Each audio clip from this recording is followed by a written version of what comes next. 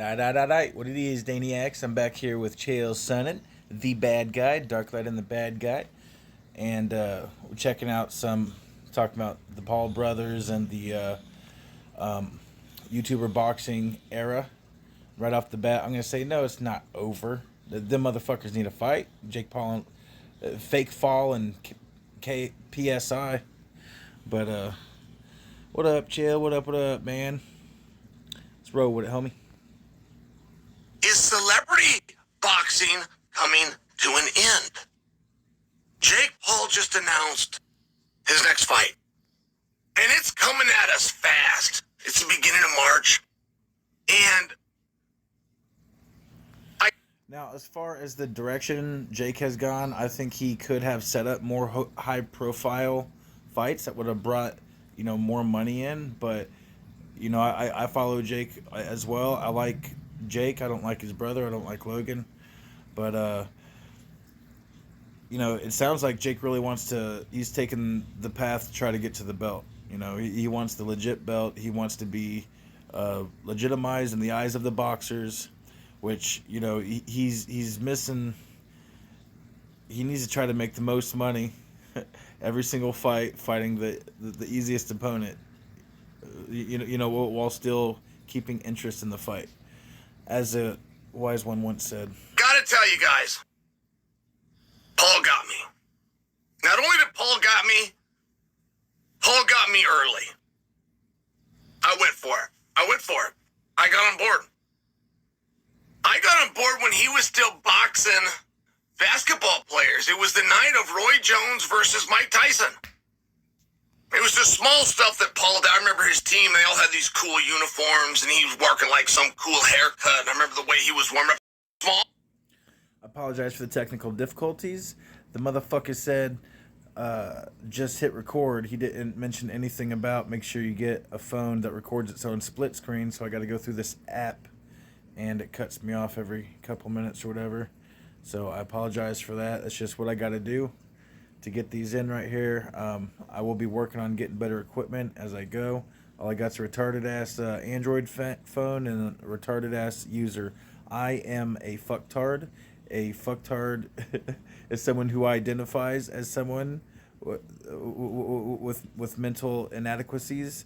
So I'm a fucktard, and if you don't like me saying that, then you are fucktard phobic, okay? And if you don't like me talking to my people, which fucktards and retards are right there, they're closely related. If you don't like me, if you don't like me talking to my people like that, then you're being fucktard phobic, maybe. Fuck ass honky. But I started thinking, hey, there's something to see here. Remember the numbers for Tyson and Roy Jones came in. We were told as an audience it was 1.7 million, but I questioned that greatly. I greatly personally questioned how much of that was Roy Jones and... That would be a banger right there. That's almost 2 million pay-per-views. That's a banger right there. Tyson versus how much of that was Paul. And I don't think that anybody has the answer, but I know that Roy Jones and Tyson did not go on and continue to do great numbers, and Paul went on to become a business in and of himself. So...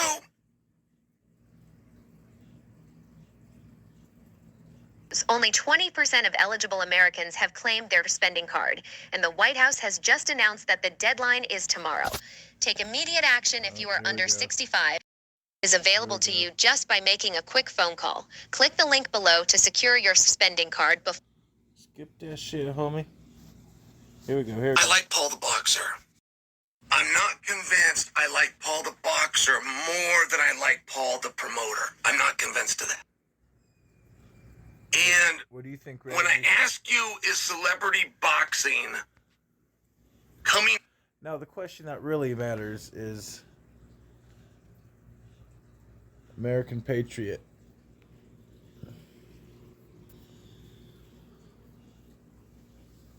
Defiance of tyranny is obedience to freedom.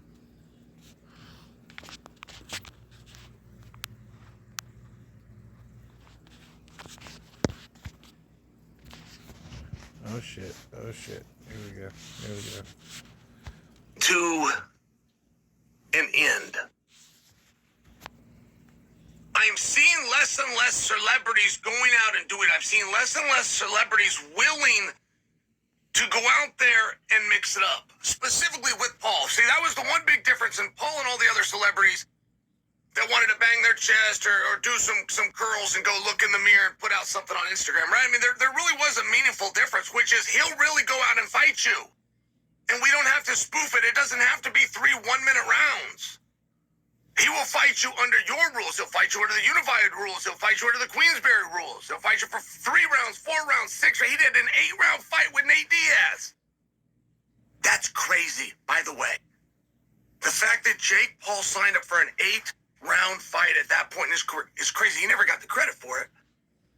I don't know, man. Diaz been trailing off in his performances. I mean, he's always got the hype, but any good Diaz fan knows. And, of course, he's old as fuck, man. Dude's been through the trenches. He's seen some damn battles, and he's known for his iron chin. And it's been tested, it's been knocked on, and it ain't been cracked yet. But he's gotten slow. You know, let the Diaz's rest in peace, y'all. Fuck. Like, quit enticing them into the ring. They're good. They got money. You know, fucking shit. Like start a or something. Don't beg them to get back in the ring. Like, honestly, at this point, just stay retired. Diaz, stay retired. Masvidal, like shit, man. Let's move on. Let some of this young blood in. That's my opinion, and that's just coming from me, not wanting to see them take any more damage, man. They've done their fucking part, you know? Oh, shit. Not even as a boxing community, as a society, waited 10 years to see that fight. And the day the Sports Center announced contracts are signed, Floyd versus Manny, to the night they walked out there and were the cure for insomnia, it was 5.5 weeks. And it was perfect. It was perfect. I loved it. As a matter of fact, the only thing that would make it better is if it was less time, but everybody would go more. 8 weeks was very common. You generally couldn't keep a secret, so about 12 weeks in advance it would come out, and then they would deny it as a way of promoting it. Then when that would die down, about 10 weeks before you get an announcement, then you get the official announcement 8 weeks before, and it's one of these things where you, man, I'm bored. And there was so few fights back then that 8 weeks you could get away with. Absolutely, dude. New fans don't know what it's like. They don't know how damn spoiled they are. Back in the day, it was far and few between, especially in the dark ages. They couldn't even get put on pay-per-views. It was far and few between, man.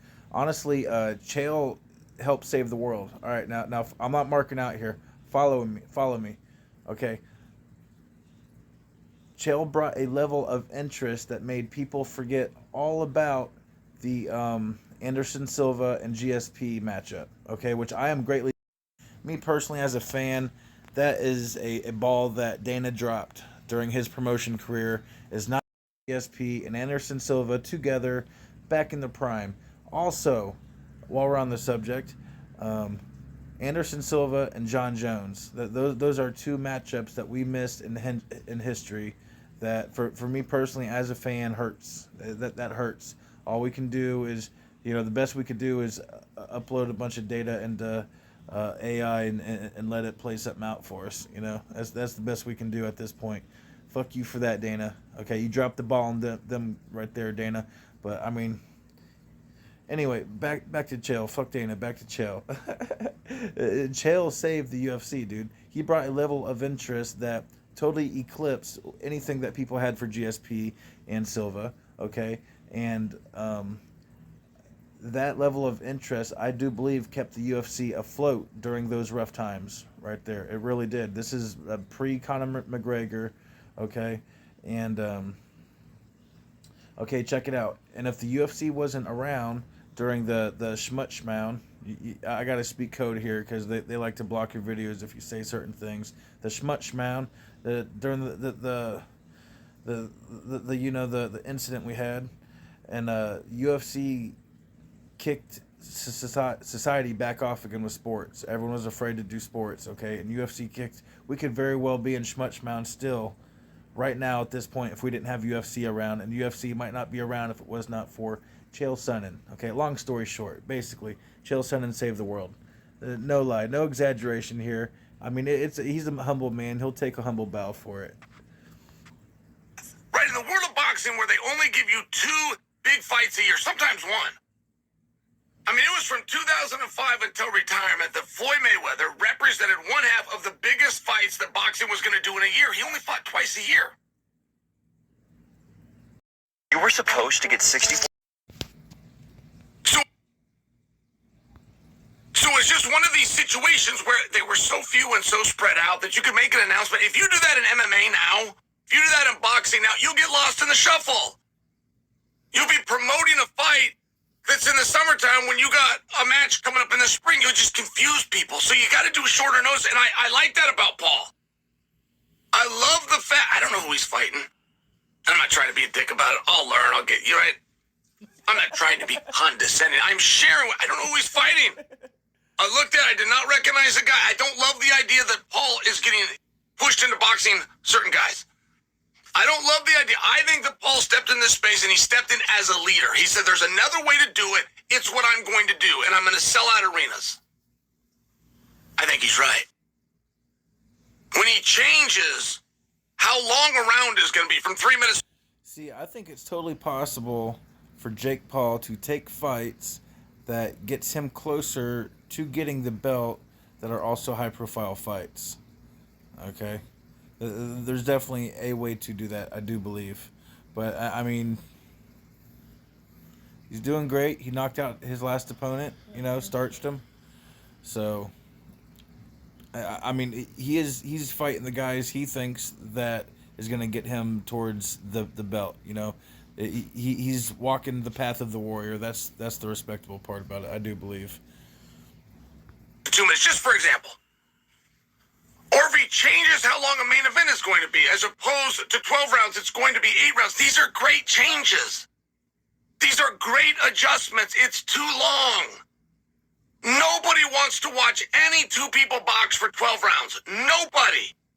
The biggest sports fan in the world does not want to watch the same 2 guys for 12 rounds.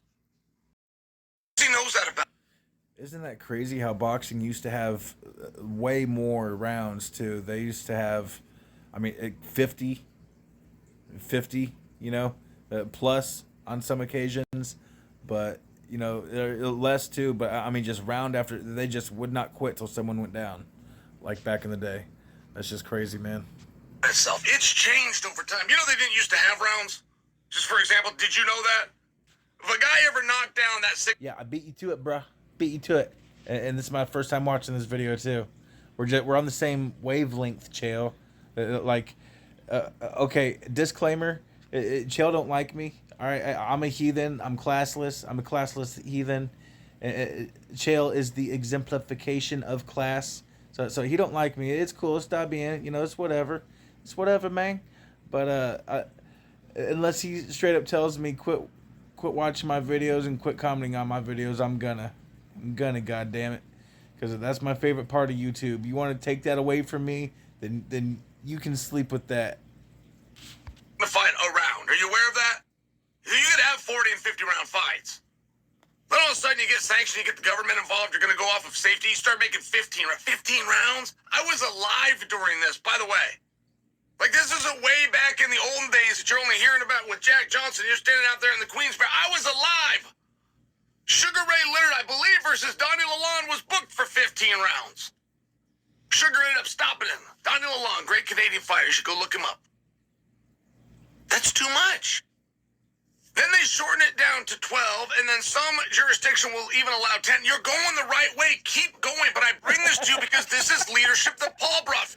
You're going the right way. Keep going. Go down, bitch. Forward. And people, instead of crediting Jake Paul, wanted to look at the fact he's not doing championship rounds. He should be out there for 10 or he should be out there for 12. This is the way that they looked at it. They're wrong. They're wrong. They should be coming out. And frankly, 8 is too much. You will hear about how boring boxing is. You will hear boxing announcers covering guys. Well, there's a feeling out process. There is no such thing. There is no such thing. There is never a day in pugilistic practice. And that's part of why bare knuckle boxing is becoming so big, because they got what 2-minute rounds, and they reward for going after it, and they do nothing but go after it. They allow the clinch. I like that they allow some grappling, the clinch grappling.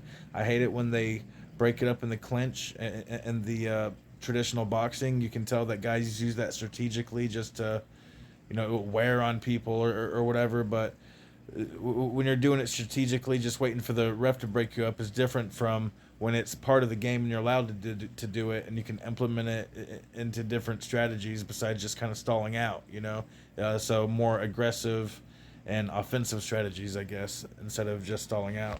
It doesn't matter if you're 6 years old, if you're 8 years old, which USAB requires you to be, or you go all the way to 38 and 48 years old like George Foreman. There is never a day your trainer and or coach will show you how to feel a guy out. There is never a day you will...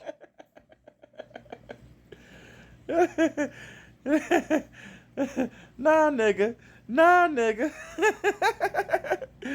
Ain't not no one feeling me out, god damn it. Do a drill called the feeling out process. There is never a day that your coach and or trainer will easy with them hands when you're talking about the feeling out process there, buddy, man. That's freaking me out, bro.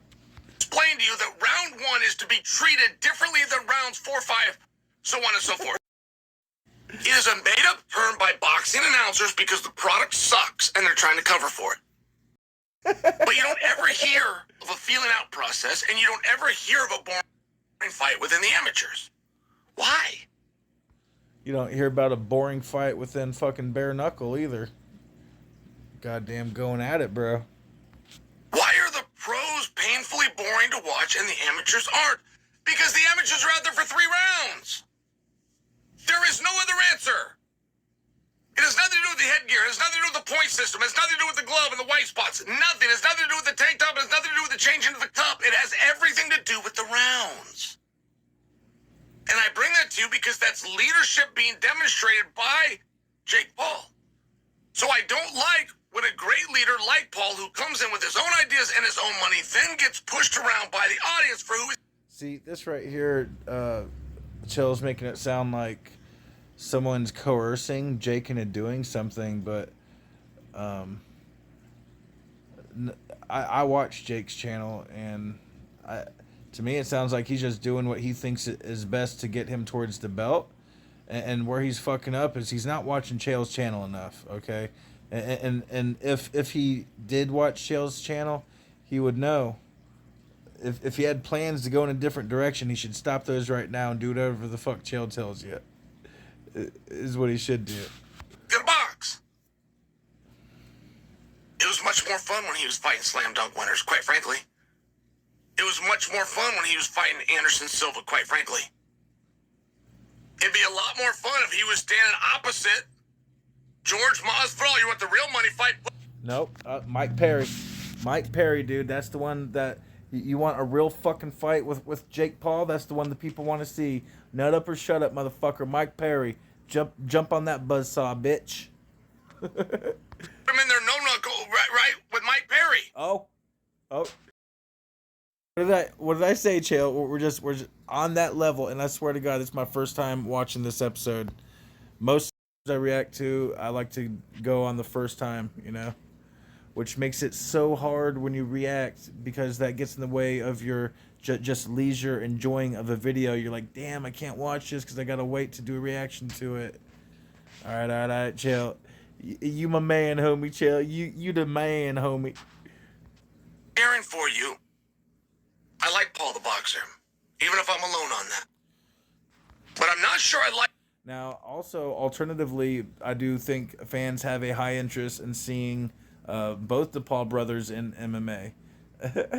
And I think everyone knows that's because they have a higher chance of getting their shit split in MMA. Getting jacked up, Chano.